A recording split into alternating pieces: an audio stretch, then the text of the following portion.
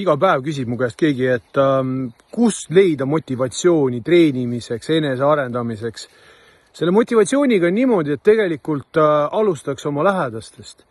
Et päris tihti on nii, et kui inimene, kes tahab loobuda näiteks tubakast või alkoholist, siis just tema lähedased on need, kes hakkavad talle kaikad kodaratesse loopima, tegema sellest tema plaanist ja mõttest sellist suurt naljanumbrit.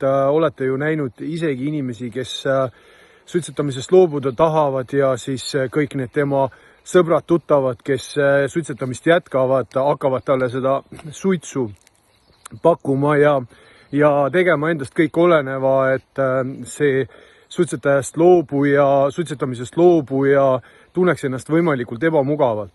Et alustaks sellest, et teeks selgitustööd oma lähedaste seas, konsulteeriks nendega, mis nad arvavad sinu plaanist, kas nad on nõus toetama igal sammul, sest näiteks dieet on tegelikult väga suur ja raske väljakutse. Toitumine kui selline on üks suurimaid sõltuvusi üldse. Ja kui need asjad on ilusti paigas, siis loomulikult seadma endale ka mingisugused eesmärgid. Eesmärk ei ole see, et ma lihtsalt käin ja teen midagi, et seal on hästi lihtne minna kergema vastupanu teed, otsida, leida igasuguseid põhjuseks, miks mitte teha. Aga nagu mina praegu, hoolimata sellest, et täna on selline jahedam ja pilvine ilm, ma nii või teisiti ikkagi teen oma sammud, ma käin metsas.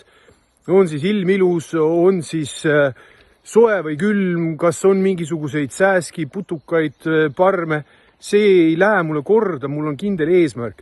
Et seadke endale sõbrad eesmärgid, hästi olulisel kohal on siis lähedaste mõistmine ja loomulikult eriti hea oleks, kui need lähedased teid ka tunnustaksid ning kui te leiate endale ka mõne sellise hea tuttava, kes teid treeningutel toetab ja on nii-öelda treeningpartneriks.